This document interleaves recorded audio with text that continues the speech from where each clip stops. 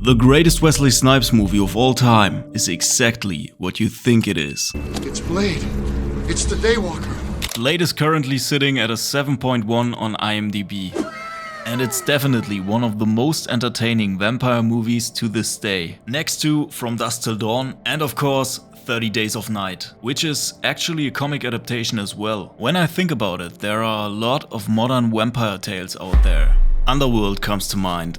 Just like Priest and Fright Night. There was Cage's Renfield, and quite some years ago we had Let the Right One In. And please let me forget about Night Teeth. But for now, let's forget about all of these, because we will talk about Wesley Snipes' greatest film ever. In a world where vampires secretly run everything, from nightclubs to big boardroom meetings, Blade is something like a wrecking ball. I came in like a wrecking ball. And he's out for revenge. Born with vampire powers, thanks to a bite his mom got during pregnancy. He's got their supernatural strength, minus the pesky sunburn. And he's on a mission to hunt down every bloodsucker he can find. Things heat up when he runs into Deacon Frost, a younger vampire who's sick of hiding in the shadows. Frost wants to turn up the volume on the vampire takeover plan, aiming to become something like a vampire deity. I'm gonna be naughty. Blade is accompanied by legendary country singer Chris Christopherson. Could I touch your beard? And a hematologist named Karen, who he saves along the way. By the way, did you ever realize the sound recycling? Now all together. They set out to shut Frost down before he can become a full-blown vampire overlord. As Blade slices and dices through henchmen and high society vamps, the stakes, pun fully intended, get higher. Now if you want to dig deeper into the world of Blade, I can absolutely recommend the comics to you. That's why I want to introduce you to Walt's Comic Shop, the greatest European store for every manga and comics enthusiast. And with the code Cosmic Comic Corner you will receive free shipping on your first order above 40 euros. Alright, now let's talk about why Blade is so good. First of all, you've got the Wesley Snipes coolness factor. He simply is Blade. He's got the one-liners, the moves and the unbothered attitude that makes you think, yeah, he could probably take out a whole vampire mafia before breakfast. Still heavy. But you're so big. And may I remind you of the charger? Then you've got action scenes that seriously kick face. Blade isn't just about fighting vampires, it's about fighting them in style. And the action scenes are just bloody enough to make you appreciate a good laundry service.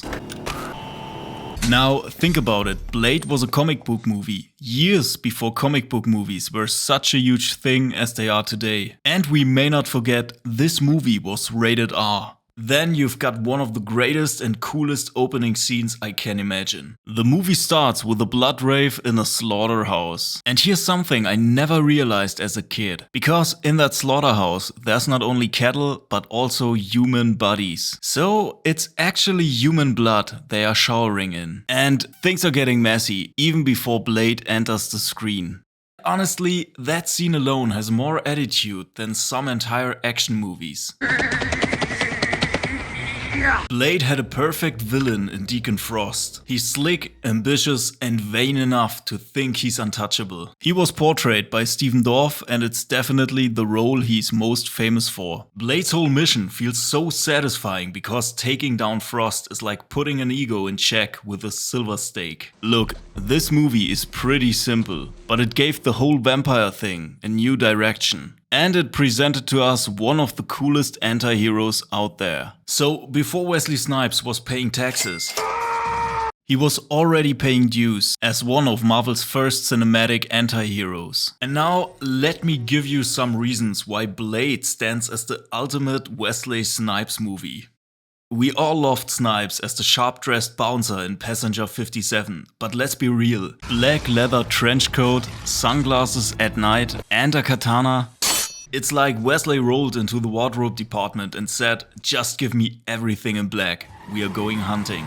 Wesley Snipes knows martial arts and Blade gives him the chance to show it off to the fullest. Sure, he threw punches in Demolition Man, but in Blade he's a full-on vampire samurai. Plus, watching him take on an army of vampires with that sword, that's peak Snipes. You can't get that kind of satisfaction from White Man Can't Jump. Except for a one-liner every now and then, he's not here to crack jokes or make friends. He's just here to do a job. He's a full-on gritty, do it my way or else type. And he pulls it off without ever looking corny. The one-liners are iconic. In Blade, Snipes got to flex his tough guy one-liner game like no other. Some motherfuckers are always trying to ice skate uphill. Compare that to his cop quips in Money Train, and it's clear. You're not gonna hit him. Why not? Because I'm gonna hit him. In Blade, the lines have bite. Literal bite.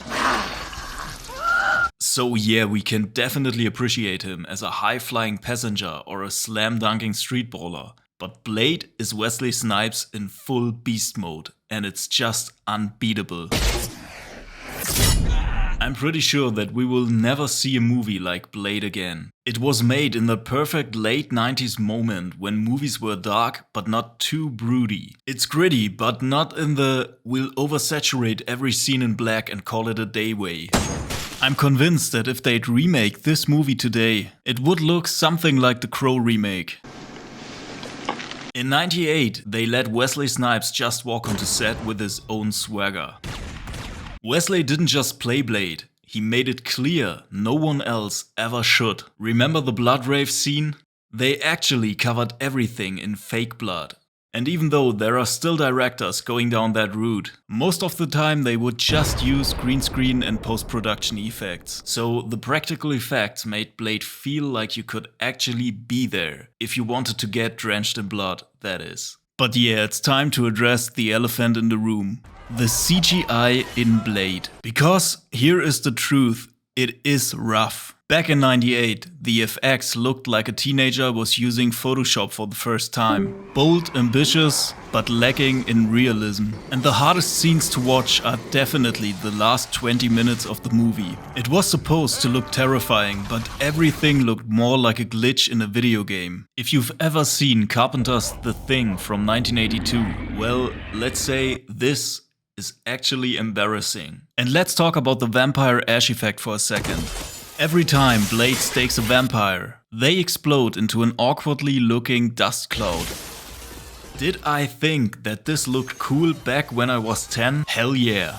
I originally watched the movie for the first time in the year 2000. I was there 3,000 years ago. And it felt like a revelation. So by no means I want to say they did a bad job back then. It's just that I watched this movie again recently and I can tell you these effects look awful today. But to be fair, that's always the case when you compare practical effects to CGI, because the latter just doesn't age that well. At least back then, they didn't try to hide it with darkness. So in that sense, the movie is really a testament of its time. And I still love it, don't get me wrong, but you cannot deny the bad CGI, especially when you've got so many good practical effects as well. But anyway, the first Blade movie was a success, and of course it spawned a sequel. And it was actually hard for me to choose between the two movies, because I think that Blade 2 is just as good as the first one. It even had better practical effects. I chose the first part nonetheless, and yes, that might be because of its opening scene. Blade didn't pull punches. There is actual unapologetic vampire carnage, and they didn't stop to ask if it was family friendly.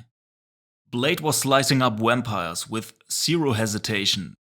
I mean, in one scene, he even boned his mother.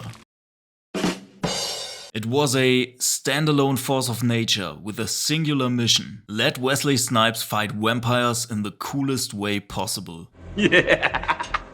And currently it seems that they simply do not know what they want to do with the Blade franchise. The new movie is being delayed indefinitely.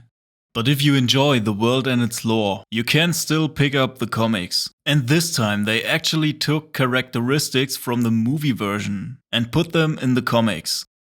They created a much more interesting version of him in the movies, and the comics build upon that. And yes, it was on purpose that I didn't mention Blade Trinity within this video. Well, at least until now. I can definitely say it's not my favorite. It was actually a train wreck. But after all, the first Blade movie is still the best Wesley Snipes movie ever.